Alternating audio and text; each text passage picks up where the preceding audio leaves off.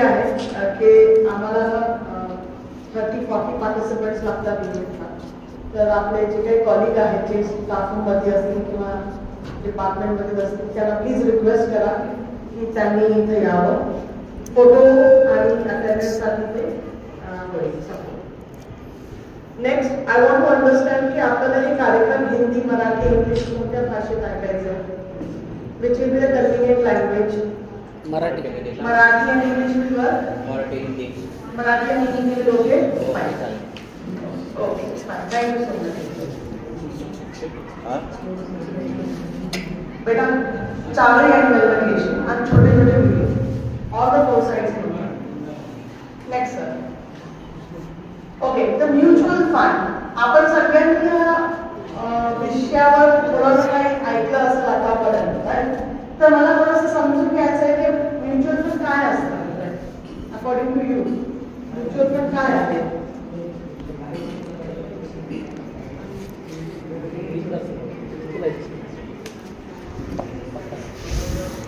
किती लोक इन्व्हेस्टमेंट करत आहेत. सध्या म्युच्युअल फंड मध्ये किती लोकांनी इन्व्हेस्टमेंट सुरू केलेली आहे. हात मध्ये करा. कोणीच नाही केली आहे का.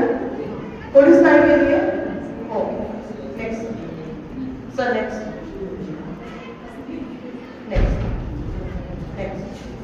तर ह्या सगळ्या डिटेल टॉपिक मध्ये आपण आज चर्चा करणार आहोत.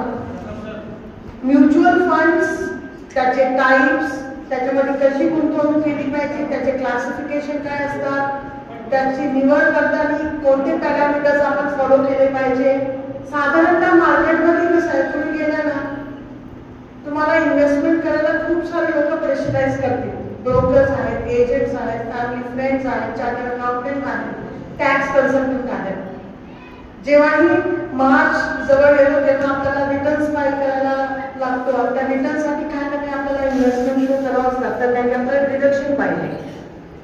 मग आपण त्या प्रेशरमध्ये येऊन काही ना काही निर्णय घेतो इन्व्हेस्टमेंटचे. तर हे जे इन्व्हेस्टमेंट्स आहेत, जेव्हा आपण गुंतवणूक करतो तेव्हा आपण कोणत्याही प्रेशरमध्ये नाही केलं पाहिजे. ॲज अ फायनान्शियल एक्सपर्ट्स आम्ही म्हणतो की that should be a very planned activity. आणि हे शेवटच्या ड्युरेशनमध्ये न करता कंटिन्युअसली इयर ऑन इयर म्हणजे पुन्हा वर्षभरात आपण त्याला स्प्लिट केलं पाहिजे. सुरुवात केली पाहिजे एप्रिल पासून तर पुढच्या मार्च पर्यंत आपण ती इन्व्हेस्टमेंट्स प्रॉपर वेने केली पाहिजे. नंतर जी शेवटची धावपळ असते ते होणार नाही आणि आपण चुकीच्या इन्व्हेस्टमेंट्स मध्ये पैसे गुंतवणूक करणार. आज आपण मार्केटमध्ये खूप साऱ्या वस्तू घेतो. आपला फायदा कधी होतो. आपला फायदा कधी होतो जेव्हा आपण एखादी वस्तू घेणं विकणं करतो किंवा एखादी इन्व्हेस्टमेंट करतो. आपला फायदा कधी होणार. खूप एक कॉमन क्वेश्चन आहे. जेव्हा एखादी वस्तू आपल्याला कमी किमतीमध्ये मिळते आणि आपण जास्त किमतीमध्ये बाहेर तिचं मूल्य आपण ती अपॉर्च्युनिटी बघणार. कोणती अपॉर्च्युनिटी. ती इन्स्ट्रुमेंट, ते ऑब्जेक्टिव्ह, ते प्रॉडक्ट, ते सर्व्हिसेस आपल्याला लो कॉस्ट मध्ये भेटली पाहिजे. आणि जेव्हाही आपण त्याचं सेल आउट करणार तेव्हा आपलं मोर व्हॅल्युएशन मध्ये ते गेलं पाहिजे आणि आपलं चांगलं मुनाफा प्रॉफिट झालं पाहिजे. हे प्रत्येक टायमाला आपली एक अंडरस्टँडिंग आहे इन्व्हेस्टमेंट का असणार. पण जेव्हा तुम्ही प्रेशराइज इन्व्हेस्टमेंट करतात, जेव्हा तुम्ही ओकेजनली इन्व्हेस्टमेंट करतात, मूड आलं की आपण इन्व्हेस्टमेंट करतो, मूड नाही तर इन्व्हेस्टमेंट करत नाही, अशीही काही आपण इन्सिडन्स बघितलेले आहेत. तर या सगळ्यामध्ये हे जे लो कॉस्ट, हाय कॉस्ट हे आपण कॅल्क्युलेशन करतो का. नाही, सहसा नाही. पण मार्केट जर आपण शेअर मार्केट किंवा कॅपिटल मार्केट बघू, शेअर मार्केट किंवा कॅपिटल मार्केट बघू, या मार्केटमध्ये जेव्हा मार्केट खाली असेल तर काय केलं पाहिजे. जेव्हा मार्केट खाली असेल तर तेव्हा काय केलं पाहिजे. बाईंग केली पाहिजे. आणि जेव्हा मार्केट वरी असेल तेव्हा काय केलं पाहिजे. सेल आउट केलं पाहिजे. आपण उलट करतो. जेव्हा मार्केट वरी जात राहतो आपल्याला वाटतं नाही अजून वरी जाईल, अजून वरी जाईल, अजून वरी जाईल. आणि शेवटी जेव्हा टॉपिक जात असतो तेव्हा आपण खरेदी करतो आणि तिथून जे फॉल होतो नंतर आपण घाबरतो की नाही आता इथून मार्केट किती जाऊन डाऊन जाणार आणि आपण विकून बसतो. तेव्हा आपल्याला लॉस जे आहे ते इन्कर होतो. समजून घ्या. आणि जोपर्यंत आपण, हे तर एक कॅपिटल मार्केट आहे, अजून एक मार्केट आहे सोन्याचं, गोल्ड मार्केट. बरोबर आहे. आज गेल्या 6 महिन्यामध्ये सोन्यासोबत काय झालंय, चमत्कार. सोनं एवढं खुलणार, एवढं ग्लिटर करणार, आपल्याला माहितच नव्हतं ना. कुठं 64,000 आणि कुठं 91,000. In the last 6 months, gold price 64,000 to 91,000 पर्यंत जाऊन गॅप बघा किती मोठा आहे. आणि हे अनाउन्समेंट पहिलेही काही एजन्सीजनं न्यूजपेपरमध्ये केली होती की सोन्याचे भाव वाढणार आहेत. पण आपण न्यूजपेपर वाचतो का? आपण अपडेटेड राहतो काय? नाही. आपण अपडेटेड राहायचं असतं तर आपण त्या टायमाला सोनं घेतलं असतं की नाही? आजही लोक म्हणतात की 1 लाखापर्यंत सोनं जाण्याची शक्यता आहे. तरी किती लोकांनी सोनं घेतलंय? मॅडम हिंमतच होत नाही, 90,000ला कोण घेईल? मी म्हणते ठीक आहे 10 ग्राम आहे, 1 ग्राम तर घ्या. पण याचे अजून एक ऑप्शन्स आहेत जे मी आजच्या कार्यशाळेमध्ये तुम्हाला समजून सांगणार आहे. जरी तुमच्याकडे 9,000 रुपये नाही तरी तुम्ही गोल्ड ऑप्शन मध्ये इन्व्हेस्टमेंट करू शकता. ऍज पर मार्केट कंडिशन तुम्हाला त्याचे रिटर्न्स मिळतील. नेक्स्ट. तर आजच्या कार्यशाळेमध्ये आपण 3 लेसन्स घेणार. इम्पॉर्टंट लेसन पहिला आहे तर फायनान्शियल प्लॅनिंग कशी केली पाहिजे. दुसरं स्टेप बाय स्टेप केवायसी कशी केली पाहिजे आणि आपण आपल्या फायनान्सेसचे चार्जेस कसे घेतले पाहिजे. नेक्स्ट. तर मला सांगा, आपल्या घरामध्ये आज जे बजेटिंगचे ऑप्शन आहेत ते कोण करतो? घरच्या महिला करतात, पुरुष करतात की दोघं जण मिळून करतात? बजेटिंग 50-50 होते. मेल डॉमिनेटेड, फिमेल डॉमिनेशन आहे. महिला तुम्ही सांगा काय करतात, घरात काय चालू आहे? बजेट 50-50 आहे आन्सर. ओके. कारण दोघांचं कॉन्ट्रीब्युशन आहे इन्कम मध्ये, दोघांचं बजेटिंग मध्ये पण कॉन्ट्रीब्युशन राहणारच आहे. खर्च किती लोक, म्हणजे कोण आवडतोय? जेंट्स आवडतोय की लेडीज? म्हणजे खर्चावर कंट्रोल दोघांचं आहे की नाही? आहे. आहे. बरोबर. बजेटिंग कसं करणार? आपल्याकडे किती लोकांकडे बजेट बुक आहे घरी? बजेट बुक आपण एक डायरी मेंटेन केली आहे का? प्रत्येक महिन्याचा खर्च आणि उत्पन्न त्या डायरीमध्ये लिहून काढायचं. आणि जर इन्कम जास्त असेल, खर्च कमी असेल की you are in profit zone, surplus zone. जर ते अपोजिट असेल तर तुम्ही डेफिसिट झोन मध्ये राहणार. बरोबर आहे. पुढे कधीतरी आपला खर्च आवडून पुन्हा इन्कम वाढवावा लागणार आहे. आणि let's have discipline now. What is a discipline? की खरोखर जर आपल्याला फायनान्शियली सक्सेसफुल व्हायचं असेल तर फायनान्शियली सक्सेसफुल होण्यासाठी पार्टिसिपंट्स आपल्याला एक डिसिप्लिन पाळावं लागणार आहे की आपलं उत्पन्नाचं 30% दर महिन्याला गुंतवणूक झाली पाहिजे.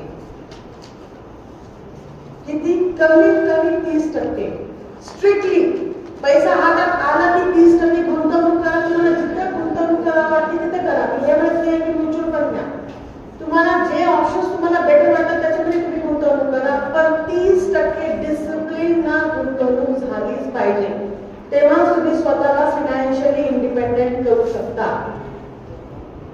फायनान्शियली सक्सेसफुल होण्याची परिभाषा काय? त्याला आम्ही फायनान्शियल इंडिपेंडन्स म्हणतो किंवा आपण फायनान्शियल वेलबिंग म्हणतो.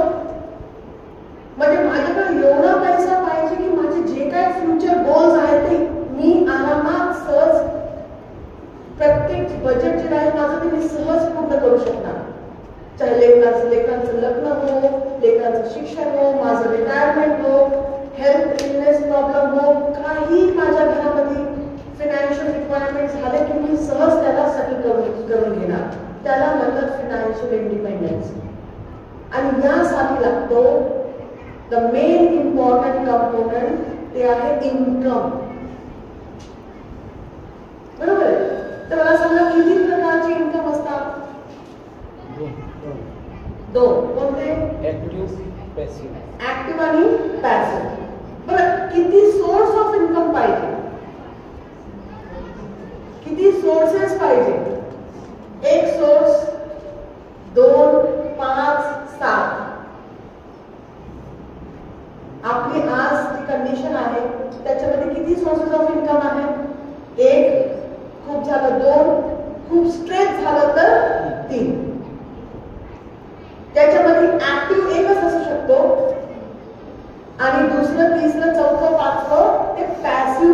कॅटेगरीमध्ये होऊ शकतो.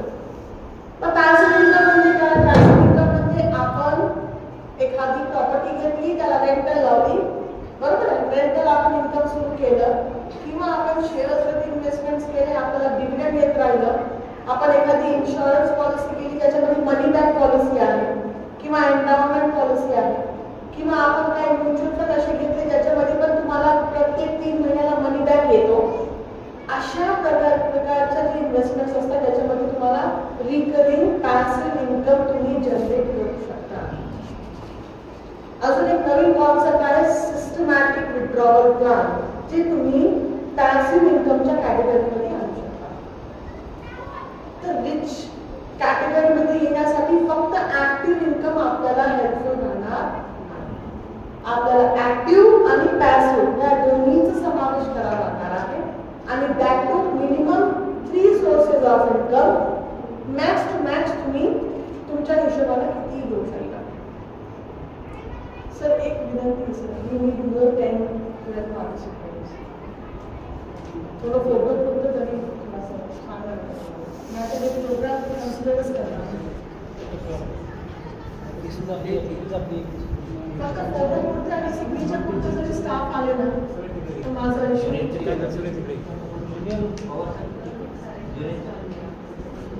आज कमिटी आहे सर तिकडे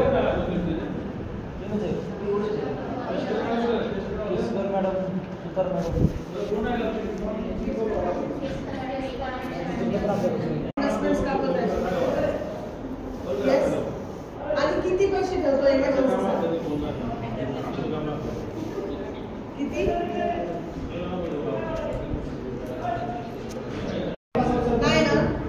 नाही ना तर तुम्ही एमर्जन्सीसाठी काय प्लॅनिंग केली मॅडम? म्हणजे बरोबर आहे, कितीची केली आहे अमाऊंट? सांगा ना सर, तुमचं काय सॅलरीचं 5% मॅडम एमर्जन्सीसाठी दर महिन्याला सेव्ह करताय. Okay, very good. आता मला सांगा, तुम्ही हे जे इन्व्हेस्टमेंट आहे ते कुठे करताय? सेव्हिंग खात्यामध्ये ठेवताय का? गोल्ड मध्ये. मग दर महिन्याला 5% गोल्ड देताय का? पूर्ण त्याला साठा करून नंतर एकदा गोल्ड मध्ये इन्व्हेस्टमेंट करतात. Very good. मला असं वाटतंय की भारतामध्ये एक मिथ आहे, सोनं जे आहे घरातलं ते कोणाचं का होईना, बायकोचं असणार किंवा नवऱ्याचं काय असणार, हे सगळं सोनं घरातलं एमर्जन्सी फंड आहे. काही जरी घरात एमर्जन्सी आली तर पहिला हात कुठे जातो? सोन्यावर. चला सोनं घ्या, त्याला आपण बँककडे लोन मॉर्गेज करा आणि पैसे काढून घ्या. सुरुवातीला तर आपण ब्रोकर याच्याकडे जायचं, गोल्डस्मिथकडे, सोनाराकडे जायचं, त्याला 3% द्यायचं आणि ते वापरायचं आणि नंतर परतफेड करायची. ते परतफेड व्हायचीच नाही कारण की ते 36% व्याज लावायचे.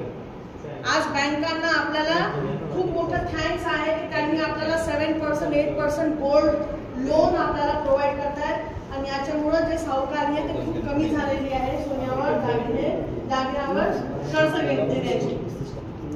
खूप सारे शेतकऱ्यांनी जे त्यांचं सुइसाइड अटेम्प्ट केलं त्यासाठीच केलं. त्यांनी त्यांचं सोनं सावकारांकडे ठेवलं, 36%, 40% व्याज ते घ्यायचे आणि कधीही ते भरपाई होत गेली नाही.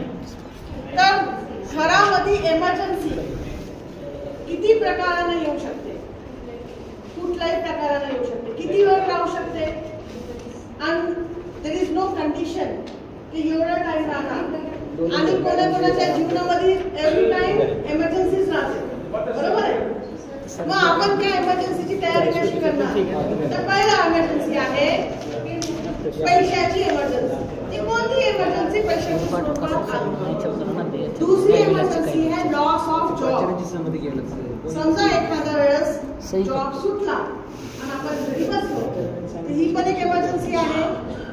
दुसरी जॉब भेटेपर्यंत ही पण एक एमर्जन्सी आहे. नेक्स्ट एमर्जन्सी आहे मेडिकल एमर्जन्सी आणि नेक्स्ट एमर्जन्सी आहे लॉस ऑफ लाईफ. म्हणजे घरचं जे कर्ता आहे त्यांना त्याचं काही होऊ नये, पण समजा त्यांचा मृत्यू झाला तर काय आपली फॅमिली प्रिपेअर्ड आहे त्यासाठी? या सगळ्यांचा प्रश्न आहे नाही. या सगळ्यांचा प्रश्न आहे नाही. मग आपण काय केलं पाहिजे ज्याच्याने आपण या सगळ्या गोष्टीला सेटल करणार? तर पहिलं आहे आपल्या घरामध्ये आपण एक इमर्जन्सी फंड ठेवायचं. हे फंड कितीचं पाहिजे, किती अमाऊंटचं पाहिजे? आपण आता शिकलो ना बजेटिंग. मी तुम्हाला सांगितलंय बुक करा, त्या बुक मध्ये तुम्ही वन साइड एक्सपेन्सेस लिहा, वन साइडेड इन्कम लिहा.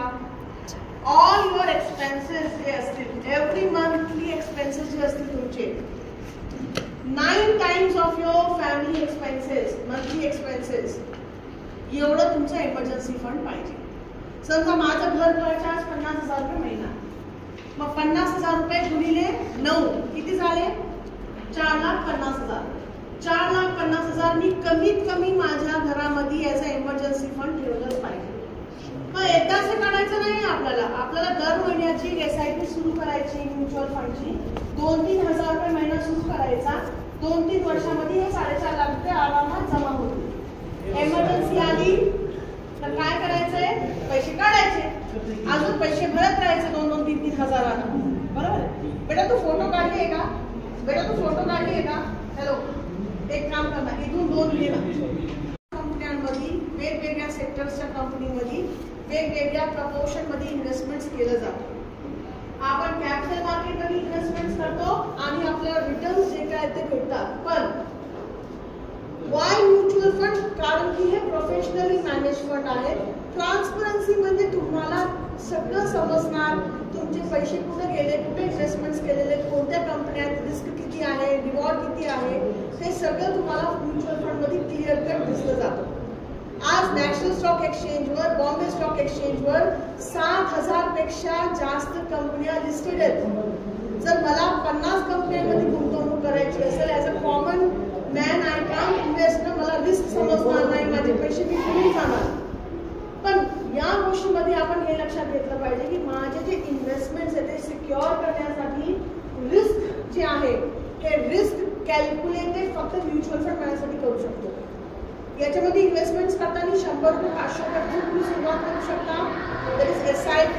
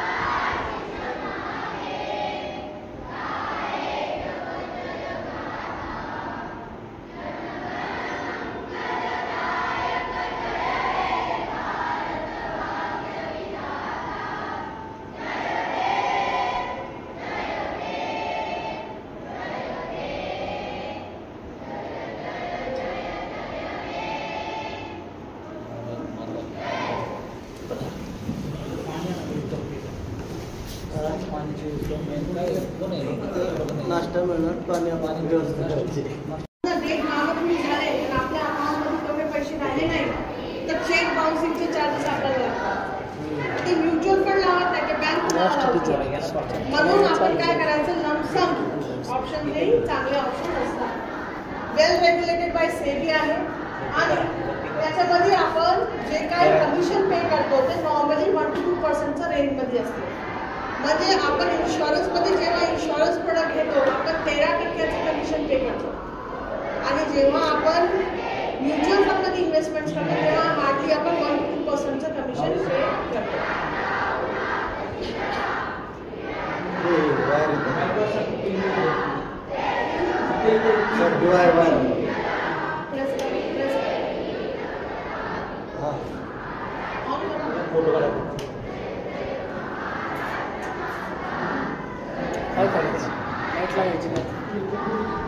व्हिडिओ केले का सर? थोडे व्हिडिओ केला. वेल्थ क्रिएट करायची. बरोबर आहे, आपल्या येणाऱ्या पिढीसाठी आपल्याला वेल्थ क्रिएट करायची. आपल्या सगळ्यांकडे 1 रुपया आहे इन्व्हेस्टमेंट करण्यासाठी, आहे का? राईट आहे. आपण जर सुरुवात केली आजपासून 1 रुपया इन्व्हेस्टमेंट करायची इन म्युच्युअल फंड्स, महिन्याचे किती झाले? 30 रुपये. बरोबर आहे. आणि हे इन्व्हेस्टमेंट राहील 15% mutual fund for 80 years. 80 years म्हणजे आपण तर करणार, आपले लेकरही करणार, किंवा आपण ऑटोमॅटिक अकाउंट मध्ये ते सिस्टम लावून ठेवणार की येत्या 80 वर्षांपर्यंत हे पैसे फ्लो होत जाणार. काय वाटतं तुम्हाला, काय कॅल्क्युलेशन राहील, किती पैसे जमा होतील 80 वर्षामध्ये जर आपण 30 रुपये महिना गुंतवणूक केली तर?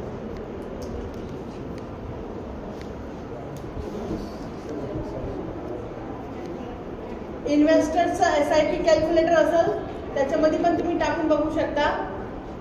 गव्हर्नमेंट ऑफ इंडियाचं किंवा investor.government.gov.in म्हणून एक वेबसाईट आहे, तिथे तुम्ही इन्व्हेस्टमेंटसाठी हे ऑप्शन टाकून द्या. बघा, 30 रुपये महिना 15% म्युच्युअल फंडवर 80 वर्षासाठी जेव्हा तुम्ही गुंतवणूक करताय, 2,04,000 ऑलमोस्ट 17 करोड, किती 17 करोड रुपये जमा होतील. आणि हे होणार बिकॉज ऑफ कंपाऊंडिंग, हे होणार बिकॉज ऑफ इन्व्हेस्टमेंट आपण 80 वर्षासाठी करतो या मार्केटमध्ये. आज मार्केटमध्ये इतकं स्कोप आहे. 2009 मध्ये निफ्टी ऑलमोस्ट 9,000 पॉइंट्सवर होतं. आज निफ्टी तकरीबन 23,000 पॉइंट्सला आहे. 3 महिन्याखाली निफ्टी 26ला टच होऊन परत आलेला आहे. येणाऱ्या भविष्यामध्ये 10 वर्षामध्ये तुम्ही निफ्टीला कुठं बघता? आरामात 27-28च्या रेंजमध्ये तो जाऊ शकतो. येत्या 10 वर्षामध्ये आरामात जाऊ शकतो. ज्या स्पीडनं GDP ग्रोथ रेट आहे किंवा जे काही आपले सेक्टर्स ग्रोथ होत आहेत, त्या सेक्टर्सच्या कॉन्ट्रीब्युशनच्या हिशोबानं मार्केटमध्ये प्रचंड स्कोप आहे. चला जाऊ द्या, 30 रुपये नाही 100 रुपये महिन्यापासून आपण सुरुवात करू शकतो. टार्गेट ठेवूया 80 वर्षाचं. आपल्याला पैसे नाही मिळाले तर नाही मिळाले, आपल्या लेकरा बाळांना ते पैसे राहतील, अशी प्रोव्हिजन आपण करू शकतो. तर या सगळ्या गोष्टी फक्त आपल्याला म्युच्युअल फंड मध्ये करता येतात, कारण की दीज आर ऑटोमेटेड ऍक्टिव्हिटीज. त्याच्यामध्ये फंड मॅनेजर्स जे असतात, कंपनीज जे असतात, ते सगळ्यामध्ये ऍक्टिव्ह राहतात. नेक्स्ट, तर म्युच्युअल फंड सिलेक्ट करताना असं नाही करायचं कोणी तुम्हाला सांगितलं ती स्कीम घेतली, नाही, अजिबात नाही. याचं स्ट्रक्चर समजून घ्यायचं. ओपन एंडेड आणि क्लोज एंडेड स्कीम असतात, त्याच्यामध्ये तुम्ही कधीही एंट्री घ्यायची असेल, कधीही वापस घ्यायचं असेल तर those are open ended schemes. Close ended schemes म्हणजे काय? त्याच्यामध्ये एकदा तुम्ही गेलं की तुम्ही लॉक होऊन जाणार, त्याच्यात for long period locking period राहणार. इन्व्हेस्टमेंट बाय ऑब्जेक्टिव्ह म्हणजे काय? तुम्ही इन्व्हेस्टमेंट करायचं असेल, शॉर्ट टर्म साठी जायचं असेल तर तुम्ही डेट म्युच्युअल फंड करत जा. लॉंग टर्म साठी जायचं असेल तर तुम्ही इक्विटी म्युच्युअल फंड करत जा. आणि मिड टर्म साठी जायचं असेल तर तुम्ही हायब्रिड म्युच्युअल फंड करत जा. हायब्रिडचे पण वेगळे प्रकार आहेत. हायब्रिड मध्ये पण तुम्हाला एक 7-8 प्रकार मिळतील. डेट म्युच्युअल फंड मध्ये 13 प्रकार आहेत, टाइप्स आहेत. आणि इक्विटी मध्ये पण 11 टाइप्स आहेत, जे येत्या स्लाइड्स मध्ये मी तुम्हाला समजून सांगणार आहे. तर हे प्रोग्राम पूर्ण डिटेल म्युच्युअल फंड साठीच आहे. हायब्रिड मध्ये रेशो कसं राहणार? 50% डेट 50% इक्विटी, याला आपण बॅलन्स म्युच्युअल फंड म्हणतो. जर 70% इक्विटी आहे आणि 30% डेट आहे तर याला आपण ॲग्रेसिव्ह हायब्रिड म्युच्युअल फंड म्हणतो. आणि समजा 70% डेट आहे आणि 30% इक्विटी आहे तर आपण याला कॉन्झर्वेटिव्ह हायब्रिड म्युच्युअल फंड असं म्हणतो. पण रेशोवर डिसाईड असतं की कोणता म्युच्युअल फंड कोणती कॅटेगरीचा आहे. आणि इन्व्हेस्टमेंट स्टाईल बेस म्हणलं तर ऍक्टिव्ह आणि पॅसिव्ह म्युच्युअल फंड्स पण याच्यामध्ये आहेत. ऍक्टिव्ह म्हणजे जेव्हा फंड मॅनेजर खूप एफर्ट्स घेऊन तुमच्यासाठी गुंतवणूक करायला लागतो आणि ते कमिशन पण घेतो, दॅट इज ऍक्टिव्ह. पॅसिव्ह म्हणजे म्युच्युअल फंड मॅनेजरचं काही रोल नाही. त्यानं काय केलं? सरळ गेलं BSEच्या सेन्सेक्स मध्ये तुमचे पैसे गुंतवणूक केले, दॅट इज इंडेक्स फंड. म्हणजे तुमचे पैसे इंडेक्स मध्ये लावले. तर these are passive mutual fund, ज्याच्यामध्ये तुम्हाला कमिशन जास्त लागणार नाही. किंवा निफ्टी 50 मध्ये लावलं किंवा निफ्टी नेक्स्ट 50 मध्ये लावलं, निफ्टी 100 मध्ये लावलं, हे सगळे पॅसिव्ह म्युच्युअल फंडची कॅटेगरी आहे. पॅसिव्ह म्युच्युअल फंडला आपण ऑर मधून कोणतं नाव देणार? Index mutual fund. इंडेक्स कशासाठी? कारण की डायरेक्ट सेन्सेक्स आणि निफ्टीमध्ये तुमचे पैसे गुंतवणूक केले जातील. सेन्सेक्स मध्ये 30 कंपन्या असतात, त्याच्यामध्ये तुमची गुंतवणूक होईल. निफ्टी 50 मध्ये 50 कंपन्या असतात, ज्याच्यामध्ये तुमची गुंतवणूक डायरेक्ट होईल. जसं ते कंपन्या बदलतील तसं तुमचे इन्व्हेस्टमेंट्स पण त्या हिशोबाने तिथं बदलतील. सो आपल्याला माहिती आहे येणाऱ्या 10-15 वर्षामध्ये निफ्टी किंवा BSE सेन्सेक्स खूप चांगलं काम करणार आहे. मला जास्त हेडेक नाही पाहिजे, मी सरळ जाणार इंडेक्स म्युच्युअल फंडमध्ये माझे प्रत्येक महिन्याला 1000 रुपयाची SIP सुरू करून टाकणार. जसं मार्केटमध्ये व्हॉलॅटिलिटी राहील तसं माझे पण रिटर्न्स इथं मिळतील. नेक्स्ट, मार्केट कॅपिटलायझेशनच्या हिशोबाने पण आपल्याला इन्व्हेस्टमेंट करता येते. म्हणजे there are some categorization of market cap. Top 50 कंपन्यांचा निफ्टी होतो, तसंच टॉप 100 कंपनीचं असते लार्ज कॅप फंड, 101 to 250 कंपन्यांचं असते मिड कॅप फंड, आणि 251 पासून जे खालच्या कंपन्या सगळ्या ते झाल्या सगळ्या स्मॉल कॅप फंड. मग स्मॉल कॅप म्हणजे small multi market capitalisation companies म्हणजे जे खूप रिस्की असतात, त्याच्यामध्ये ग्रोथ नाही पण रिटर्न्स चांगले मिळतात, अशा ते स्मॉल कॅप कंपनीजमध्ये आपण जर गुंतवणूक केली तर आपल्याला लॉंग टर्मसाठी नाही शॉर्ट टर्मसाठी करावं लागतं. कारण की हे स्मॉल कॅप कंपन्या फक्त कमी कालावधीसाठी चांगले काम परफॉर्मन्स देणाऱ्या कंपन्या असतात. लॉंग टर्ममध्ये कधीही होऊन जाऊ शकतात, ते कधीही वॉशआउट होऊ शकतात. लार्ज कॅप कंपनी चांगल्या कंपनी असतात बिकॉज त्यांच्यामध्ये रिस्क कमी असते. Potential of return is also average, म्हणजे चांगलं रिटर्न्स तुम्हाला इथं ॲव्हरेज भेटतील. पण एवढं आहे की लिक्विडिटी कधीही राहणार. समजा तुम्ही कोणत्याही टॉप 100 कंपनीजमध्ये इन्व्हेस्टमेंट्स केलं, उद्या तुम्हाला त्याचे शेअर्स विकायचे असतील ना तुम्ही सहजपणे विकू शकता. पण एखादी स्मॉल कॅप कंपनी असली आणि त्याला समजा सर्किट लागलं किंवा सर्व्हिलन्समध्ये ती गेली तर तुम्ही त्याचे पैसे काढता येणार नाही. तुम्हाला सेबीचं लॉकिंग पिरियड राहणार आहे त्याच्यामध्ये आणि ते रिस्ट्रिक्टेड राहणार आहे. मग पैसे कधीही पाहिजे असतील तर आपण कशाला स्मॉल कॅपमध्ये पैसे इन्व्हेस्टमेंट करायचे, आपण लार्ज कॅपमध्ये इन्व्हेस्टमेंट करायचे. आणि चांगली ग्रोथ पाहिजे असेल तर mid cap is the excellent option. तसे अजूनही म्युच्युअल फंडचे काही व्हरायटी आहेत, जसं मल्टी कॅप फंड्स असतात, फ्लेक्सी कॅप फंड असतात, ज्याच्यामध्ये हे तिन्ही कॅपमध्ये तुमचे पैसे गुंतवणूक केले जातात, स्मॉल कॅप, मिड कॅप आणि लार्ज कॅप.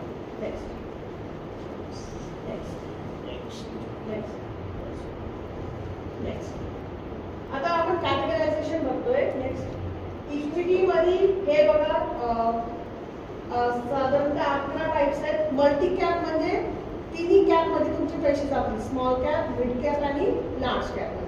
35-35चं प्रपोर्शन, 30-30चं प्रपोर्शन आहे. फ्लेक्सी कॅप म्हणजे जसं मार्केटमध्ये मोमेंटम आहे तसे तुमचे पैसे पण या तिन्ही कॅपमध्ये फ्लेक्सिबल राहतील. कधी कशात जास्त, कधी कशात कमी, ते फंड मॅनेजर डिसाईड करणार की कशात किती ठेवायचे. पण मल्टी कॅपमध्ये फिक्स राहतो, 30-30-30चा ऑप्शन फिक्स राहणार. लार्ज कॅप म्हणजे तुमचं 75% ऑफ इन्व्हेस्टमेंट लार्ज कॅपमध्ये राहतं. लार्ज कॅप आणि मिड कॅप मध्ये कॉम्बिनेशन म्हणलं तर 35-35चं प्रपोर्शन राहणार. मिड कॅप म्हणजे पूर्ण पैसा मिड कॅपच्या कंपन्यांमध्ये गुंतवणूक केले जाते. स्मॉल कॅप फंड म्हणजे हे म्युच्युअल फंड, सगळ्या कंपन्याचे स्मॉल कॅप कंपन्या त्याच्यामध्ये तुमचं इन्व्हेस्टमेंट राहते. डिव्हिडंड यील्ड फंड म्हणजे ज्या कंपन्या डिव्हिडंड पे करतात त्याच कंपन्यांमध्ये तुमचं गुंतवणूक केलं जाईल. हे कोणतं म्युच्युअल फंड आहे? Dividend yield mutual fund. या डिव्हिडंड यील्ड म्युच्युअल फंडमध्ये जेव्हा कंपन्या डिव्हिडंड डिक्लेअर करतात ते तुम्हाला विचारतात तुम्हाला परत पैसे पाहिजे की ते रिइन्व्हेस्टेड पाहिजे. मग जर तुम्ही रिइन्व्हेस्टेड ऑप्शन दिलं तर तुमचे डिव्हिडंड कमवलेले अजून ते रिइन्व्हेस्ट केले जातात. जर ते ऑप्शन नाही पाहिजे असेल तर तुम्हाला जे डिव्हिडंड आलेलं आहे ते तुम्हाला परतफेड करता येईल. फोकस फंड राहते, त्याच्यामध्ये फंड मॅनेजर स्वतः 30 कंपन्या निवडते तुमच्यासाठी आणि तुमच्यासाठी चांगला रिटर्न ओरिएंटेड प्लॅन तयार करून देते. सेक्टोरियल म्युच्युअल फंड्स असतात. सेक्टोरियल म्हणजे आज भारतामध्ये किती सारे सेक्टर्स आहेत, खूप सारे सेक्टर्स आहेत. फार्मा है, IT है, एज्युकेशन है, एंटरटेनमेंट है, एव्हिएशन है, ट्रान्सपोर्टेशन आहे, हेल्थ आहे, फार्मसी आहे, फायनान्शियल सर्व्हिसेस आहे, बरोबर आहे, बँकिंग सेक्टर आहे, इन्शुरन्स सेक्टर आहे, एव्हिएशन आहे, EV सेक्टर आहे, पेट्रोलियम सेक्टर आहे, लॉजिस्टिक्स आहे, इन्फ्रास्ट्रक्चर आहे, ऑइल अँड गॅस आहे, रिसोर्सेस आहेत. त्या सगळ्या सेक्टर्समध्ये तुम्ही गुंतवणूक करू शकता. तुम्हाला माहिती आहे बाबा येतात भविष्यामध्ये EV सेक्टर चांगलं काम करणार, तर EV सेक्टरचं जर तुम्ही म्युच्युअल फंड निवडलं तर हे म्युच्युअल फंड काय करणार आहे, त्या EV सेक्टरच्या 30 कंपन्या घेऊन तुमचे इन्व्हेस्टमेंट त्या 30ही कंपन्यांमध्ये गुंतवणूक करणार आहे. जसं ते EV सेक्टर परफॉर्म करत तसं तुमचे पैसे पण त्याच्यामध्ये परफॉर्म करतात. एक सेक्टर हे गेल्या वर्षी खूप चांगलं त्यांना आउटपुट दिलेलं पॉवर सेक्टर. 100% ग्रोथ रेट तुम्हाला त्या पॉवर सेक्टरच्या म्युच्युअल फंडमध्ये मिळाली असती जर तुम्ही एका वर्षाखाली इन्व्हेस्टमेंट केली असते. मग आपल्याला न्यूज कशी भेटेल, कोणतं सेक्टर चांगलं परफॉर्म करणार आहे, तर आपण बजेट किंवा जे मोठे मोठे अनाउन्समेंट असतात गव्हर्नमेंटचे ते आपण न चुकता ऐकले पाहिजे.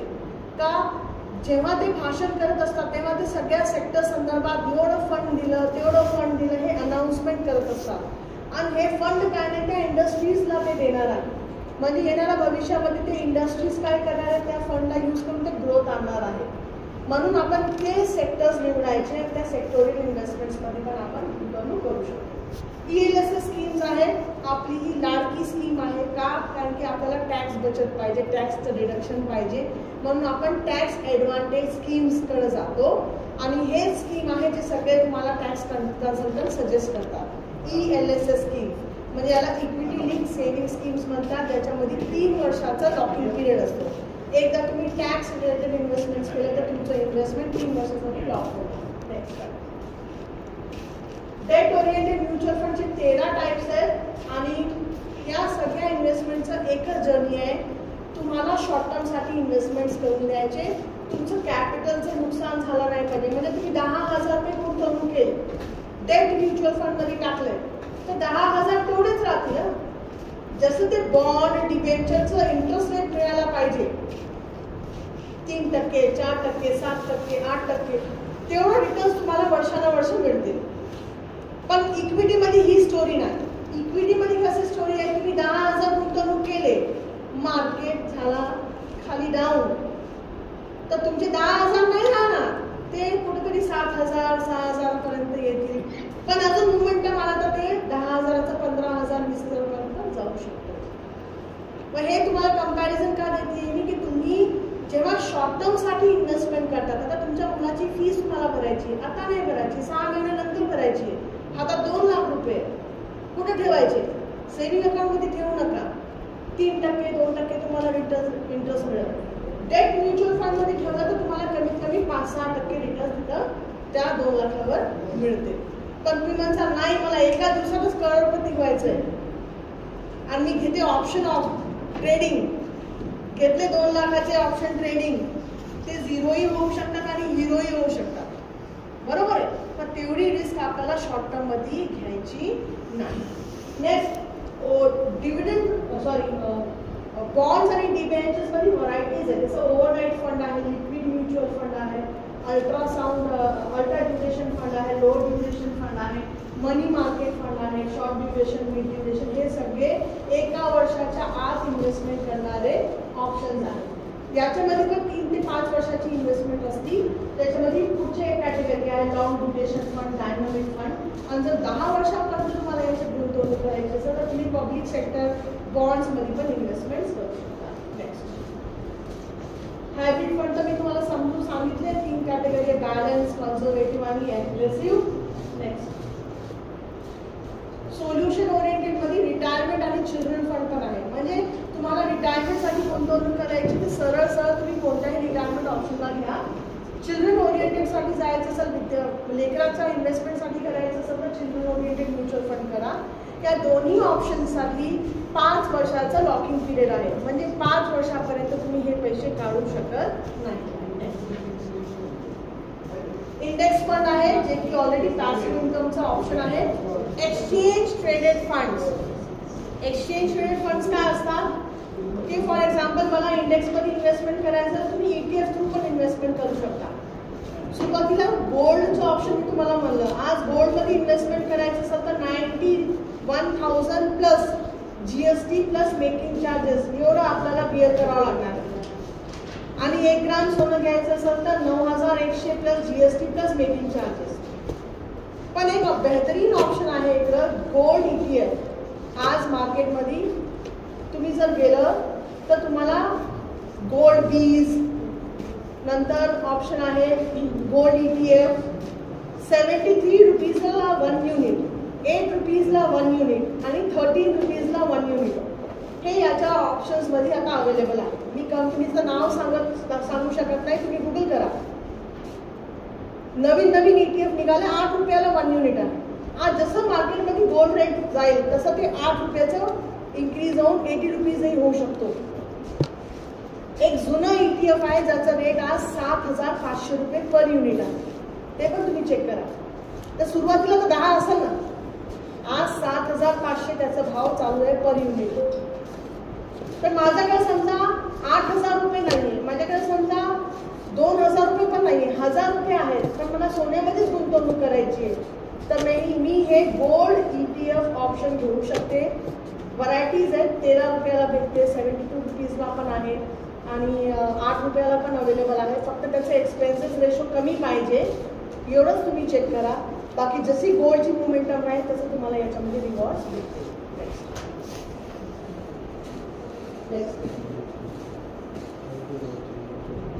म्युच्युअल फंड अकाउंट ओपन करण्यासाठी ऑफलाईन ऑनलाईन दोन्ही ऑप्शन्स अवेलेबल आहेत.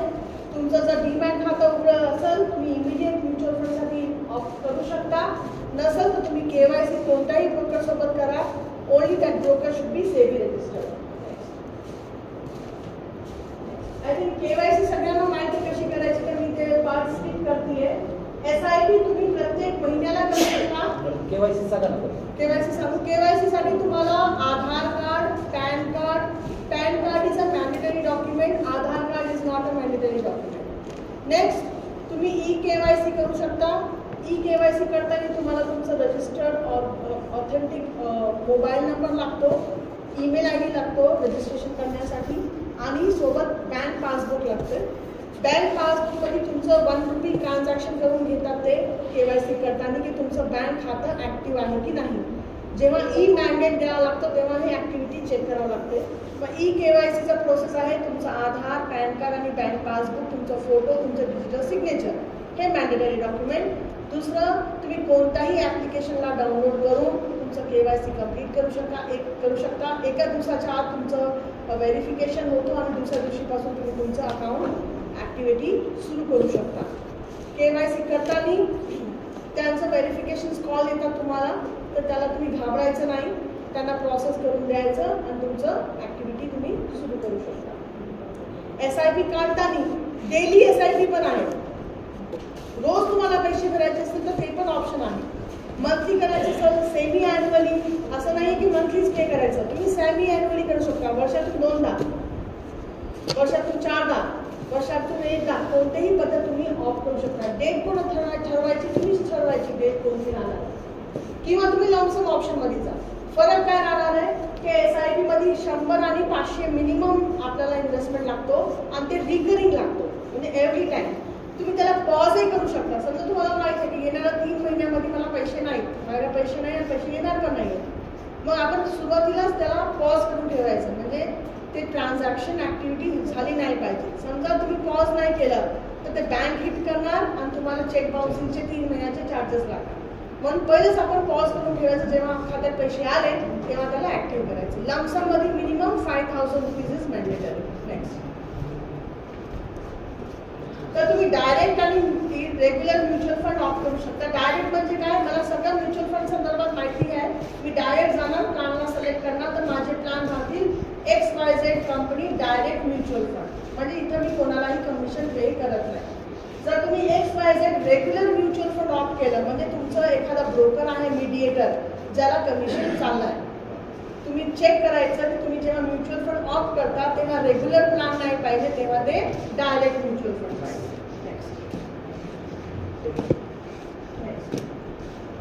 रिस्कोमीटर आहे. Green category mutual fund, debt oriented mutual fund short term साठी, red category mutual fund long term साठी असतात आणि हे रिस्की असतात, आणि hybrid mutual fund orange category mid term साठी असतात, ते मॉडरेट रिस्की असतात आणि ते ॲव्हरेज रिटर्न्स पण आपल्याला देतात.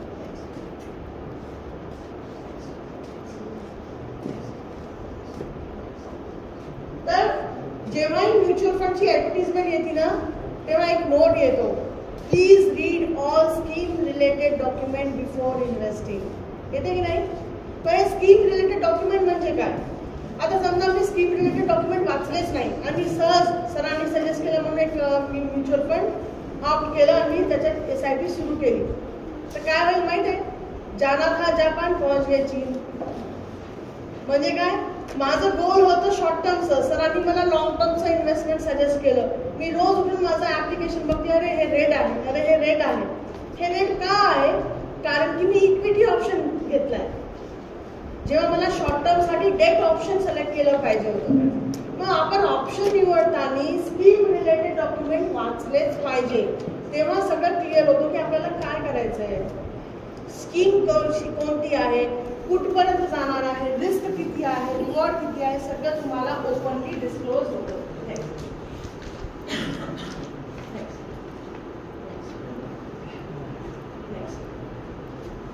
तर ग्रोथ आणि डिव्हिडंड हे दोन्ही ऑप्शन आहे. जर तुम्ही डिव्हिडंड म्युच्युअल फंड घेतलं तर दर 3 महिन्याला तुम्हाला पैसे वापस येतील, आणि जर तुम्ही ग्रोथ प्लॅन घेतलं तर ते आलेले पैसे रिइन्व्हेस्ट होतील. मग वेल्थ क्रिएशन कशात आहे, ग्रोथ ऑप्शन. जर रेग्युलर इन्कम पाहिजे असेल तर डिव्हिडंड ऑप्शन घ्यायचं आहे. तुम्ही डिसाईड करायचं तुम्हाला कोणतं ऑप्शन घ्यायचं.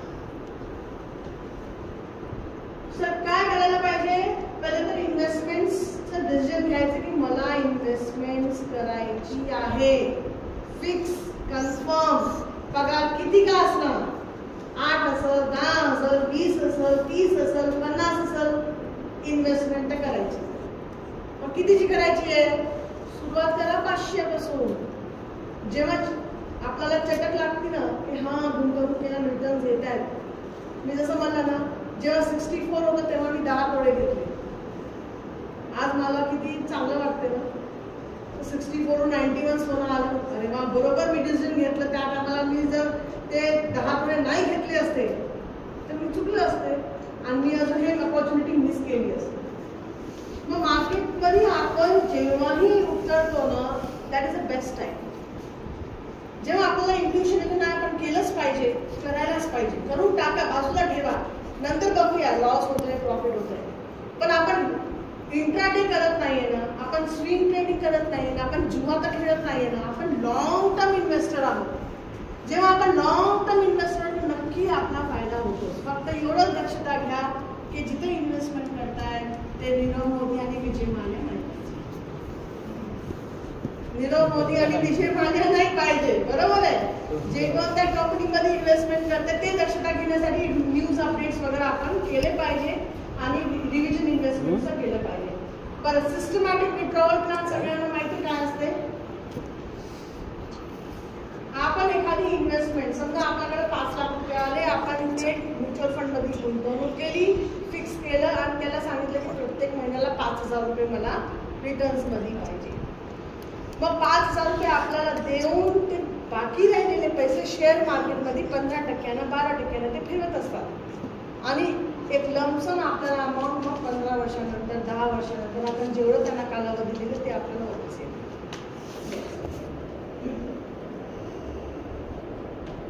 ओके, तर आपण काय केलं पाहिजे, सर्वप्रथम आपली SIP जी असेल त्याला आपण फिक्स केली पाहिजे. मग त्याला वीकली करायचंय की फोर्टनाइटली करायचं, 15 दिवसाला करायचं की मंथलीला करायचं, सेमी अॅन्युअली करायचं, डिसाईड करा. स्कीम मध्ये आपण अंडरस्टँडिंग घेतली पाहिजे आणि इन्व्हेस्टमेंट टूल्स आपण वापरले पाहिजे. हे बघा, मार्केटमध्ये आपण गुगल केलं तर आपल्याकडे खूप सारे टूल्स आलेले आहेत. थोडंसं टाइम स्पेंड करा, कॅल्क्युलेशन्स करा. तुम्ही जेव्हा कॅल्क्युलेशन्स करणार ना तेव्हा तुम्हाला क्लॅरिटी येईल की बाबा नाही, हे पैसा इथं खर्च करण्यापेक्षा मी चला इथे टाकून देतो, किंवा हे असं कॅल्क्युलेशन केल्यानंतर मला एवढं सगळं भेटत. ते कॅल्क्युलेशन करण्यासाठी गुगलवर किंवा सेबीच्या वेबसाईटवर तुम्ही जा, तिथं SIP calculator, retirement calculator, financial health checkup म्हणून एक टूल आहे, ते वापरून बघा. खूप चांगलं आहे, तुमचं पूर्ण क्लॅरिटी येईल.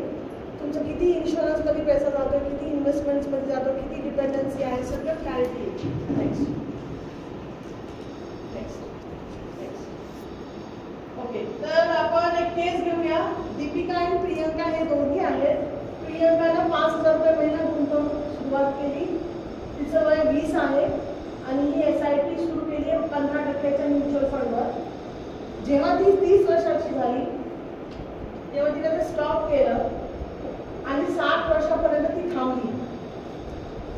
इन्व्हेस्टमेंट विड्रॉ नाही केलं, तिथंच तिनं इन्व्हेस्टमेंट कंटिन्यू केली. दीपिका काय केली, तिनं 10,000 रुपयाची इन्व्हेस्टमेंट सुरुवात केली आहे. At the age of 30 SIP सुरू केलं, systematic investment plan. Every month 10,000 रुपये भरती आहे. 7 वर्षापर्यंत कंटिन्यू केलं. मला सांगा, दोघीने किती इन्व्हेस्टमेंट केले?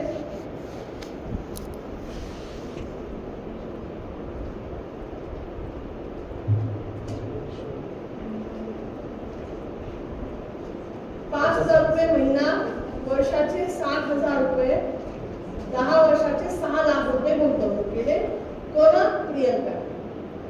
बस एवढंच. आणि तिनं इन्व्हेस्टमेंट कंटिन्यू त्याच्यामध्ये ठेवले 15% म्युच्युअल फंड. दीपिकाने काय केलंय? 10,000 पासून सुरुवात केली आहे, 30 वर्षाच्या वयामध्ये सुरुवात केली आहे, 60 वर्षापर्यंत कंटिन्यू, म्हणजे 10,000 रुपये महिना, वर्षाचे 12, 1,20,000 रुपये, 1,20,000 × 30, 36 लाख रुपये दीपिकानं गुंतवणूक केले. आता मला सांगा कोणाला जास्त पैसे भेटतील रिटायरमेंटला?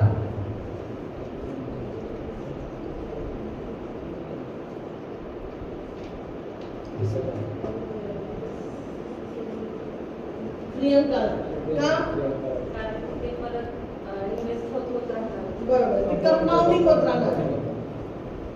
आपल्याला माहिती आहे का की इज इट इम्पॉर्टंट की आपण किती पैसे गुंतवणूक करतोय? की इट इज इम्पॉर्टंट की आपण किती कालावधीसाठी इन्व्हेस्टमेंट करतोय? That is important. आपण किती पैसे गुंतवतो? आपण आतापर्यंत काय करतो? कोणाला कोणत्या गोष्टीला महत्व दिलं? पैशाला. 5,000 रुपये, 10,000 रुपये गुंतवणूक करायची, पण आपण टायमाला महत्व दिलं नाही. जेव्हा लॉंग टर्म साठी आपण इन्व्हेस्टमेंट करणार ना, तेवढ्या आपण लवकरात लवकर रिच होणार. आता आपल्याकडे कालावधी किती राहिला? टाइम किती राहिला? मी 40s मध्ये आहे, तुम्ही 20s मध्ये आहात, तुम्ही 30s मध्ये आहात, बरोबर आहे? जे 30s ते 20s मध्ये तर मस्त आहेत, 40 वर्ष तुमच्याकडे. आणि जर आम्ही आमच्या लेखनासाठी गुंतवणूक सुरुवात केली त्यांच्या फर्स्ट बर्थडे पासून आतापर्यंत किती चांगला पैसा आपण हे केला असता, पण करायचं कसं? अवेअरनेसच नव्हतं, इन्व्हेस्टमेंटचं महत्वच माहित नव्हतं. And that is the reason you know we are failing. आपण काय केलं पाहिजे? आपल्या लेकरांना आतापासूनच आपण चिकाटी लावायची. At least 100 rupees a month you start investing, at least today onwards. त्याला एक म्युच्युअल फंड आपल्या थ्रू काढून द्या, त्याच्या मोबाईलमध्ये टाकून द्या, चला करा investment. Let's have that habit. आत्तापासून 100 रुपये महिना. जेव्हा ते कमवायला लागतील, जेव्हा त्यांना चांगलं अंडरस्टँडिंग येईल, दे विल नॉट स्टॉप. कारण की ते नंबर्स आहेत ना, ते सांगतात त्यांना की बघा मी एवढं झालो, आता माझं वय वाढलंय, म्हणजे मी एवढं ग्रोथ झालो, माझं एवढं ग्रोथ झाली आहे पैशामध्ये. तर पैशामध्ये ग्रोथ झालेली आहे, तर अजून लेकरांना इंटरेस्ट येतो की नाही, अजून आपण पैसे त्याच्यात टाकले पाहिजे. And that is the reason, you know, starting early is very important, long tenure is important, and that is why investments जे असतात ना, आज आपण ज्यांच्याकडे बघतो जे श्रीमंत आहेत, ते फक्त ऍक्टिव्ह इन्कमनं श्रीमंत नाही झालेले. 100% त्यांच्या मागे multiple sources of passive income पण आहेत. आणि इन्व्हेस्टमेंट्सला ते ट्रेडिंग म्हणून त्याला घेतात. आपण एकच घर घेतो, त्याला जन्मभर आपण सांभाळत बसतो, पण हे काय करतात? एक घर घेतात, काही कालावधीनंतर ते विकतात, त्याचे अजून 2 घर करतात, अजून कालावधीनंतर ते दोन्ही घरं विकतात, अजून त्याचे 4 घरं करतात. असे करून ते ट्रेडिंग करत ॲसेट्सला इन्क्रीज करतात. तर आपल्यालाही तशा काही टॅक्टिक्स वापराव्या लागतील. नेक्स्ट अच्छा, तर आपण बघूया दीपिका आणि प्रियंकाला किती भेटतील? Back sir. प्रियंकाला भेटल बॅक प्रियंकाला भेटल 3.35 करोड. काय कॅल्क्युलेशन आहे? फक्त 5,000 रुपये महिना, वयाच्या 20व्या वर्षापासून सुरुवात केली, 10 वर्ष इन्व्हेस्टमेंट्स केले, फक्त 6 लाखाचे 3,35,00,000. This is not a magic, it's reality. हे होऊ शकतं. दीपिकाला किती? 3 करोडच्या आसपास अमाऊंट भेटल. आणि तिला त्रास किती झाला? 30 वर्ष तिला कंटिन्युअस 10,000 रुपये सॅक्रिफाईस करून इन्व्हेस्टमेंट केलं. आपण इन्व्हेस्टमेंट असं करतो का? सॅक्रिफाईस करावं लागतं. खर्च नाही करायचं, कमी खायचं, कमी फिरायचं, कमी कपडे घ्यायचे, बरोबर आहे. आणि ते पैसे जमा करून इन्व्हेस्टमेंट करायचं, सॅक्रिफाईसच आहे ना. सॅक्रिफाईस करणं किती जड गेलं जेव्हा आपण उशिरा सुरुवात करतो आणि जर लवकर सुरुवात केली तर अजून आपल्याला चांगल्या पद्धतीने आपण आपले गोल्स अचीव करू शकतो. सो दॅट आज आपण काय शिकलो याच्यातून, it's not how much you are investing, it is how long you are investing. How long.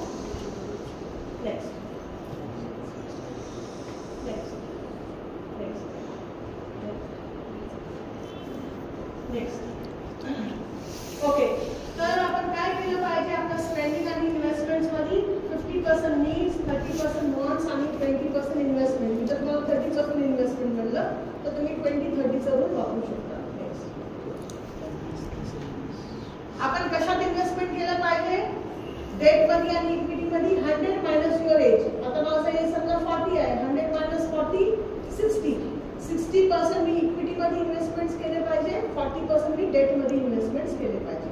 100% equity मध्ये इन्व्हेस्टमेंट्स नाही करायला पाहिजे. Next. Okay. So how long you should invest. जब तक आप जीवित हैं तब तक आपको आपके पैसे का हालचाल देखना पड़ेगा. आप नहीं बोल सकते कि एक बार मैंने कर लिया इन्वेस्टमेंट अब बस हो गया मेरा काम. It's a continuous process. Next. It's a continuous process. Next. Okay. तो कैसे स्टार्ट करेंगे, पहले तो गोल डिसाइड करिए कि पैसा किस लिए चाहिए, कौन से सिचुएशन के लिए चाहिए. One goal, one investment. Car लेनी है, एक इन्वेस्टमेंट. घर बनाना है, दूसरा इन्वेस्टमेंट. सोना खरीदना है, तीसरा इन्वेस्टमेंट. बच्चों का एजुकेशन करना है, चौथा इन्वेस्टमेंट. सबके लिए 500 फिक्स कर दो. 1000 करना है 1000 करो, 10,000 करना है 10,000 करो. आप डिसाइड करो. आपका घर का फाइनेंस आपसे अच्छा और कोई नहीं जानता. ठीक है, ना टैक्स कंसल्टेंट जाता है, ना चार्टर्ड अकाउंटेंट जाता है. तो आप उनके दिमाग से ना चलिए, आप खुद का अंडरस्टैंडिंग बनाइए. कल को ये आपको बर्डन नहीं होना चाहिए. मैंने बहुत सारे लोगों को परेशान होते हुए देखा है. तो टैक्स कंसल्टेंट होता है, ले लो इंश्योरेंस, भर लो तुम प्रीमियम 50,000 रुपए साल का. 1 साल भरा, 2 साल भरा, तीसरे साल गल गए, भरना हुआ नहीं, पॉलिसी से आउट हो गए. पॉलिसी गई, 2 प्रीमियम भी चले गए. ऐसे लोगों का नुकसान हुआ है. Because as per IRDA rule, अगर आपने कोई पॉलिसी शुरू की है तो उसके टर्म्स और कंडीशंस आपने पढ़ने चाहिए. उसमें लॉकिंग पीरियड होता है कंटिन्यूअस. अगर आपने वो पूरी प्रीमियम्स उतने साल नहीं भरी तो आप पॉलिसी से आउट हो जाओगे, आपका पूरा प्रीमियम भी चला जाएगा. सो जो वो कालावधि बोलते हैं 3 साल का या 5 साल का रेगुलर इन्वेस्टमेंट चाहिए तो वो आप उसको फॉलो करें. नेक्स्ट, SIP शुरू करिए, मॉनिटर करिए रेगुलरली. कहीं पे लगता है कि कम ज्यादा लगता है, आपको चेंजेस करने हैं तो आप कर सकते हैं. आप चाहे तो एडवाइजरी भी ले सकते हैं उसमें, अगर आपको उसका बेनिफिट लगता है. तो KYC करनी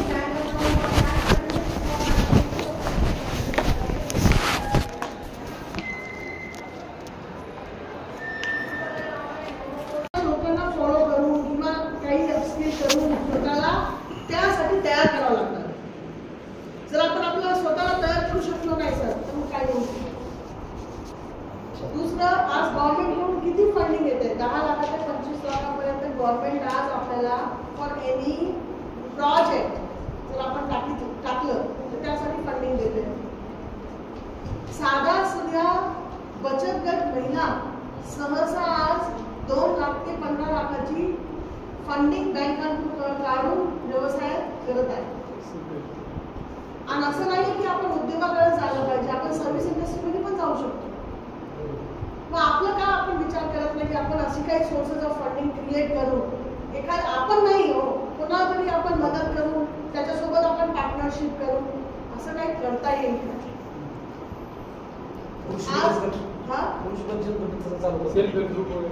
पुरुष बचत गट चालू करून अशी बचत गट जरी नाही चालू केली तर you can become an entrepreneur ना. You can become an entrepreneur. मला हे तुम्हाला मी बचत गटाचं उदाहरण का दिलं की they can become an entrepreneur, why can't we.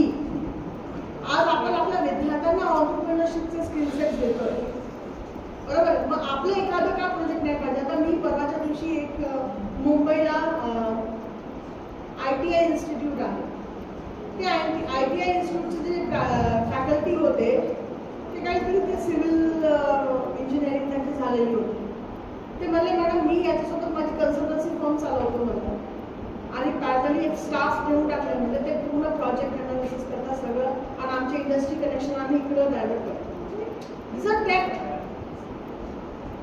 तुम्ही थोडं त्या एरियामध्ये विचार करा, तुम्हाला काय जमते. मी म्हणते म्हणून करू नका. तुम्हाला काय करता येईल, तुमची आतापर्यंत जे एक्सपिरियन्स आहे त्याला तुम्ही इंडस्ट्रीमध्ये ऑन्टरप्रिनरशिपमध्ये कसं कन्वर्ट करता येईल, कोणत्या संधी उपलब्ध, कोणत्या संधी तुम्ही काढू शकता, गव्हर्नमेंटकडून तशी कोणती फंडिंग काढू शकता. मला सांगा, बिझनेस शिवाय पर्याय.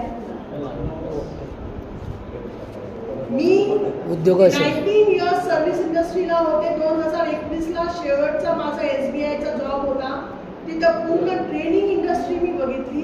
Because the largest bank in India, त्यांचे ट्रेनिंग डिपार्टमेंट सगळे मी पूर्ण अनालिसिस केलं, रिसर्च केलं आणि त्या दिवशी डिसाईड केलं की मी जॉब करणार नाही. आज मी स्वतःची ट्रेनिंग कंपनी रन करते. मी जरी इथे आहे, पूर्ण भारतभरामध्ये आज मध्ये 4-5 ट्रेनिंग प्रोग्राम चालू आहे. माझी बॅकएंडमध्ये टीम आहे जे पूर्ण ट्रेनिंग अरेंज करतात.